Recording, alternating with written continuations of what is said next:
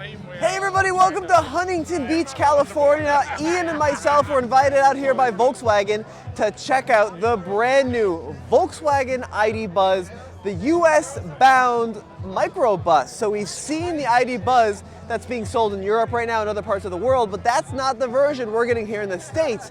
The version we're getting here in the States is this, the 3-row. And in this video, we're going to tell you all the important things you need to know about the 3-row idbuzz, and then we're going to go that way and check out over 200 classic Volkswagens that Volkswagen has invited out to kind of celebrate June 2nd, which is now officially International VW Bus Day.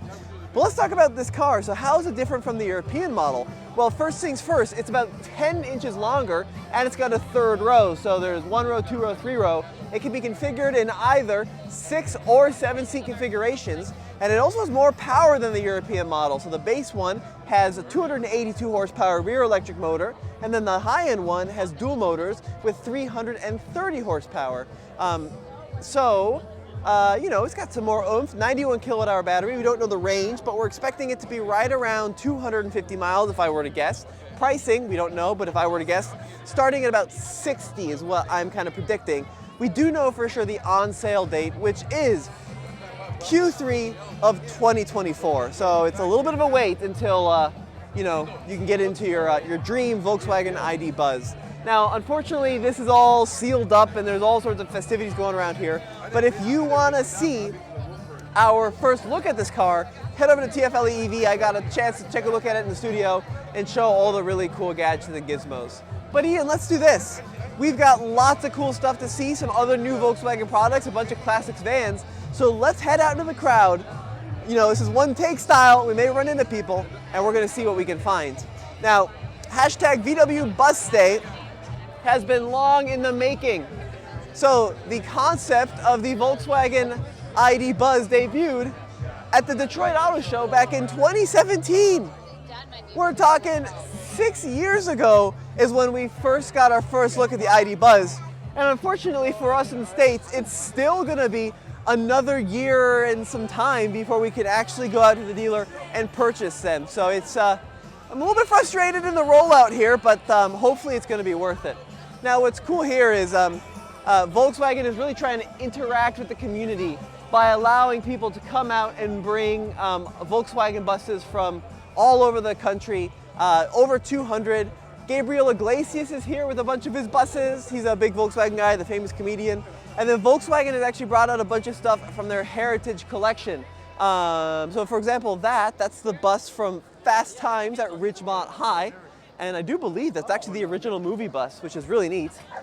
You can see the back of it and some of the movie memorabilia. Pretty rad, check that out. One of the most iconic movies, of course, from the 1980s. Look, there you can see now the story with this bus is I guess it was just purchased by some lady new and just used as like her daily transportation, and then one of the producers bought it for the movie, and now it's one of the most infamous Volkswagen buses of all time. But if you're into movie memorabilia, it doesn't get much cooler than this bus. Now let's go over here, Ian. This is really cool. So this bus is out of the Volkswagen historical collection, and I believe this is a really early one, like a 1950, but production of the Volkswagen van started in November of 1949. So 74 years ago, and I won't say that it's been in continuous sale here in the US, but they've been producing them around the world basically since the late 1940s. Now these were called the Type 2. So the Type 1, of course, was the Beetle, and then the Type 2 was the little Volkswagen van. It was a second in the Volkswagen lineup. Now this bus over here, Ian, this orange one, this is a really cool spec. So this is another US version. And there's a really quick and easy way to tell the US spec from the European spec. It's actually that little window. Do you see that little square? Boop, right there.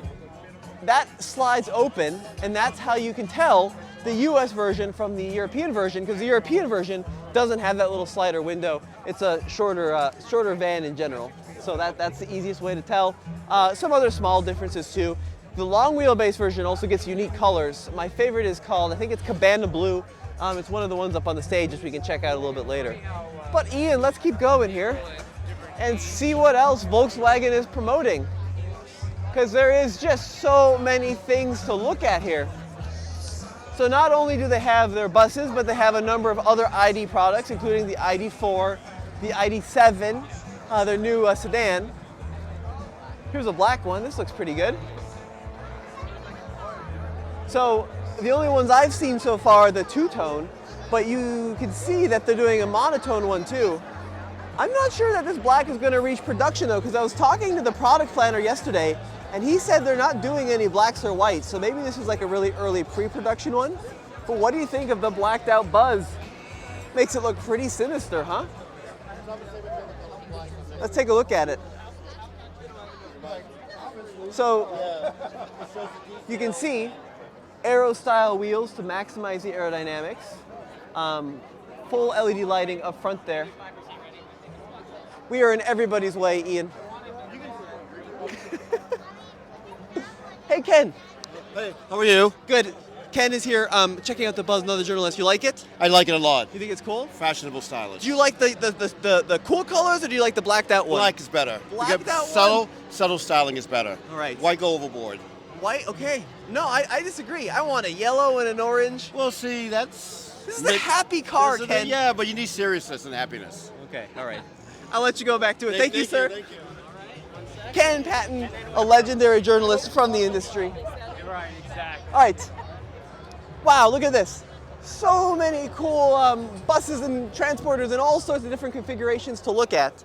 You know what's cool is that Volkswagen isn't excluding everybody. So we have everything from the early split window vans, like this one, and they're called split windows because there's a split in the window, to the bay window, which is this one, started production in '67, one long continuous piece of glass. And then we even have the later, like these I think these are called the T3 vans from the 1980s, started production in '79. And then they even have Euro vans here, the one van, which I haven't seen any of, and Volkswagen doesn't really want to admit they built, the Rutan. Remember that? It was like a town and country, but with a Volkswagen badge on the front of it. Well, what's cool about this is just how big the community is and how everybody's happy. So you go to a lot of these car events and people are like, oh, my V8's bigger than your V8. You're never going to find that here.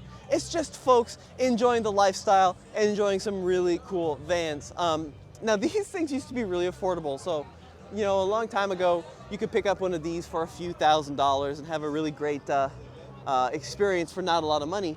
Now, a good one's going to run you $20,000, $30,000, $40,000. So you really got to pay up for a nice van. But I mean, it's cool because you've got everything from lifted vans, you know, to the slammed van. You also have the little truck configuration over here.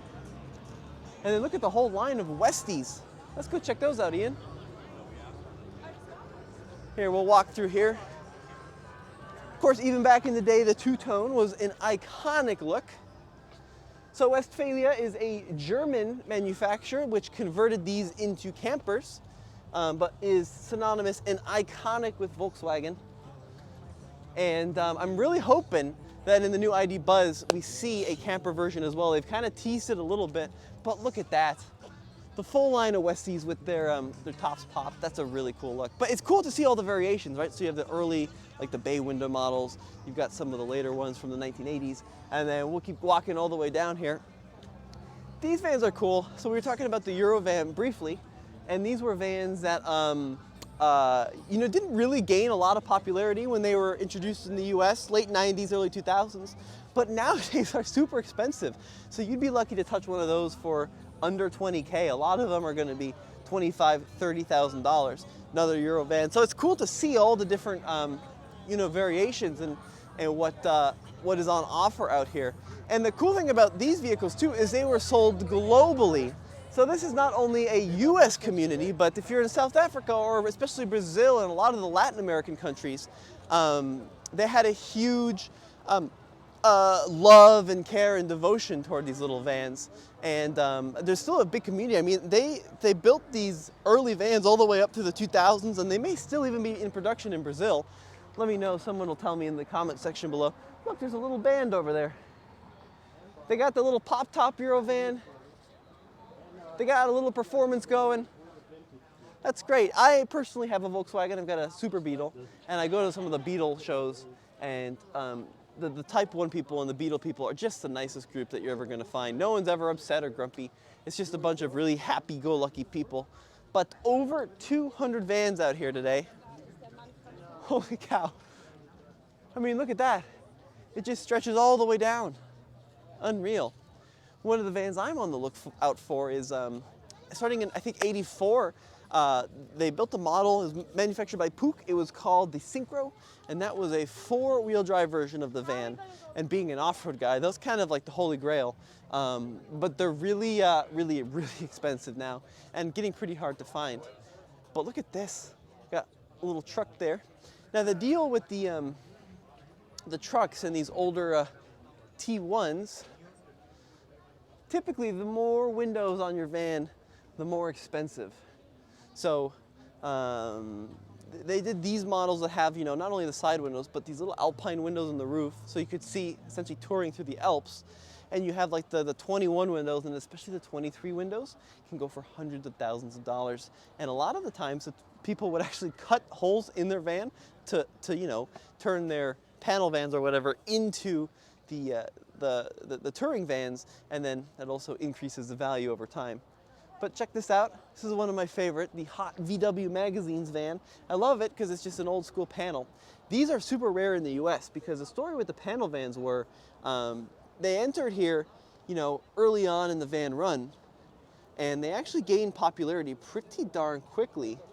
But they gained popularity a little bit too quickly for some fans of domestic manufacturers, and specifically the UAW.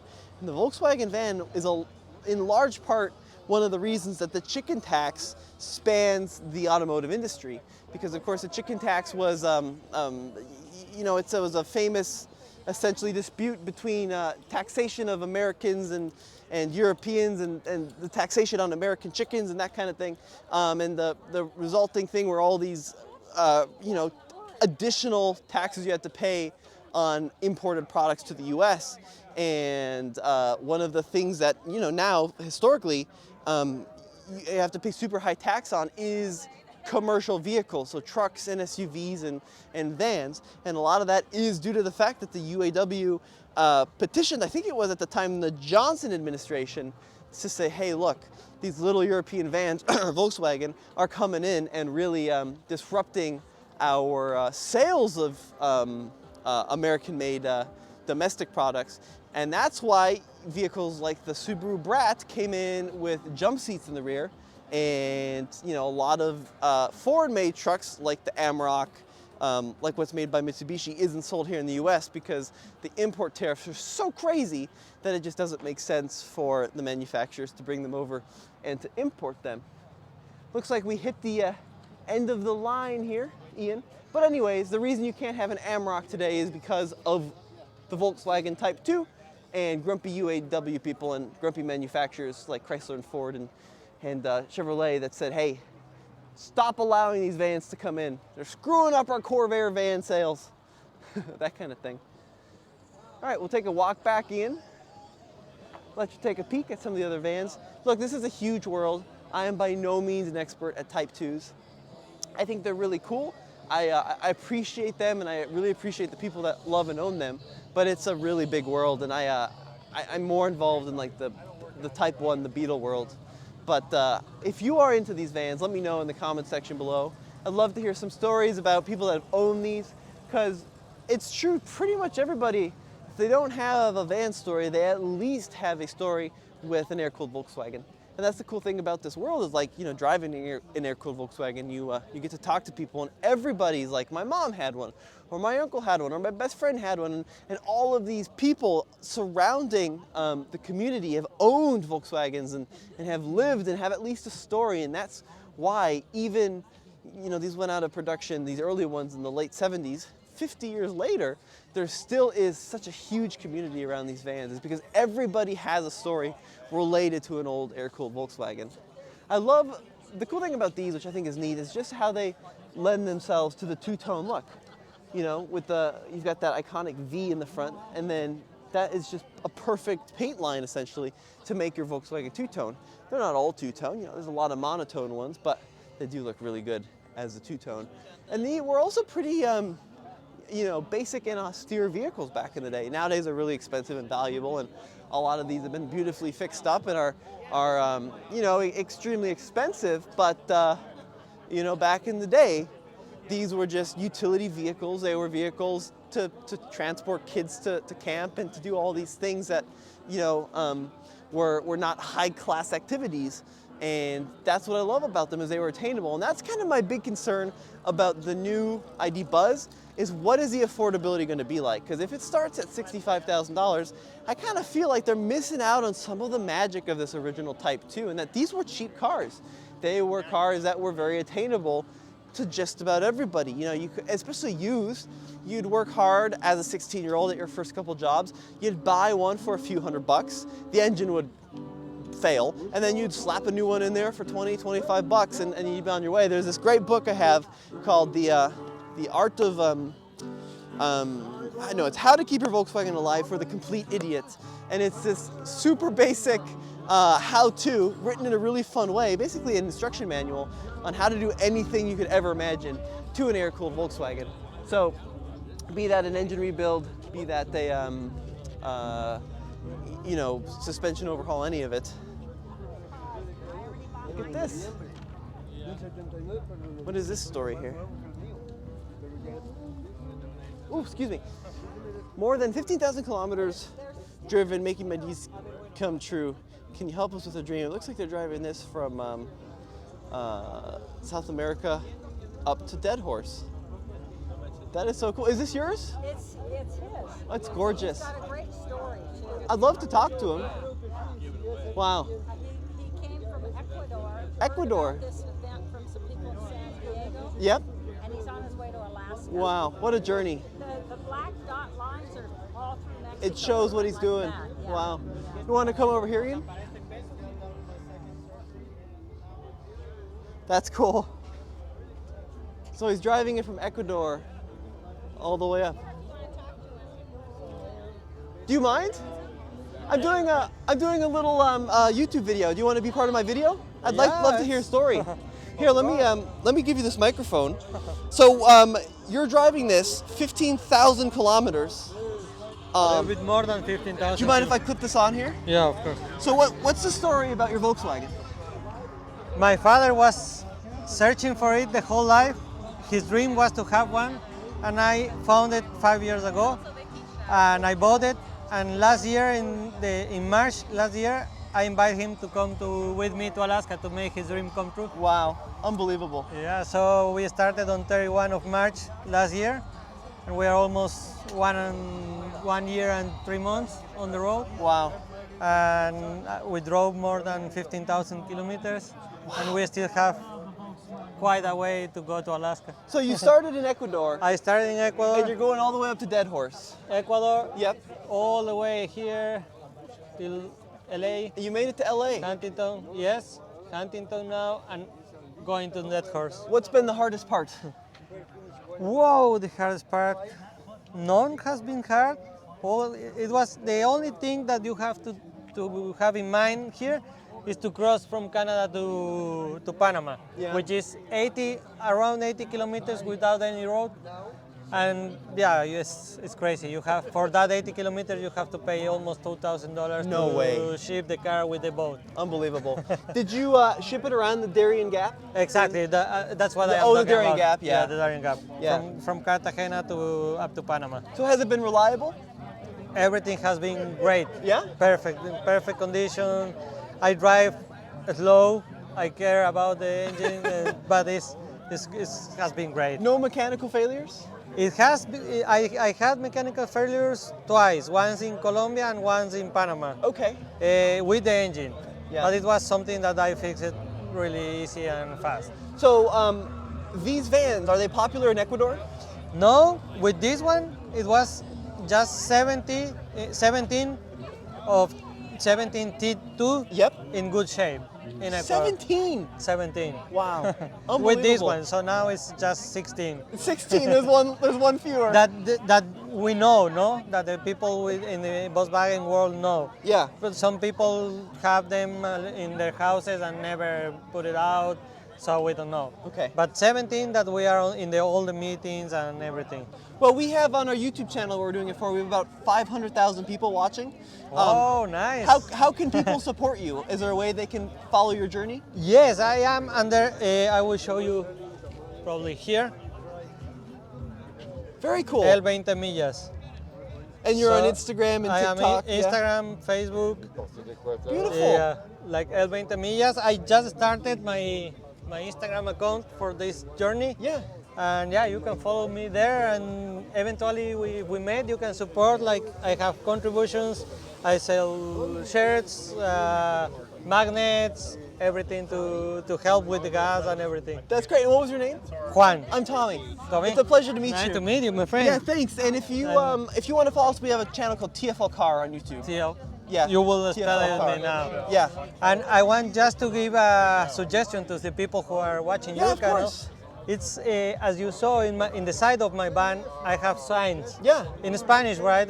But it means that I want people to go away and to travel and to Okay. make the dreams come true. You know, I don't want what I thought when I started this is I don't want to be 60 or 70 and say, I wish I would do that. I want to say I did it. So I want to invite people to say I did it and to do it and to just live and do your dreams, you know. Well, that's a great message. Make your dreams come Yeah. true. Sir, it was a pleasure meeting you. Thank My you. friend, I'll thank you. take this from you. We'll be back. We're going to go make our rounds, and I'll come back and get Let you. me write your. Oh, yeah. Your It stands the fast lane. Yep. And then fast lane. fast lane. Yep. And then car. Fast lane car. Yep. You can find us on all the usual places. Yeah. It was a Perfect. pleasure. What do you think? Do you like the new van, by the way? You like the new idbuzz? Yes, I love it. Yeah. I love it, but I prefer these ones. I might too. I have to say, I love it at some point probably, but not replace these ones. It's like both Okay. are nice. Yeah. Right. Well, it was a pleasure meeting you. Good luck with your journey. That's a cool story, Ian. So that guy is really living out his dreams, you know, and it goes to show that, you know, the most important thing, you know, that for him is going out and traveling, and he's with his father, and I sympathize with that because, you know, I work with my dad and I'm very fortunate, and I know a lot of people don't have that opportunity to. But it's cool being able to hear those stories and you know, kind of get an understanding of how people are using these vans, because we look at them and we think, oh, that's just an antique. But really, for a lot of people, these are our lifestyles, right? And it's a way to meet friends, and it's a way to build relationships, and in some cases even maybe find a life partner. I want to go check out this this van that says Moab, Utah on the side. Let's see what these. Otter the Overlander. That is super cool. Unreal. Is this yours? No, That's cool. I almost lied and said yes. We'll claim it for the next 5 minutes. Deal. And that's it. Sounds good. Yeah. This is rad. Moab, Utah. Unreal. It's got a little camping setup back here. Let's go see the back, Ian. Here, come this way.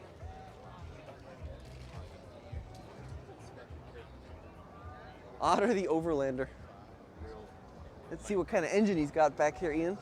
Oh, he's still running an air-cooled engine. So one of the things that a lot of folks do with these vehicles is they convert them to water-cooled flat fours, like what you'd find in a Subaru. But clearly, this one is still got the old air-cooled unit, which is I always think is cool to see.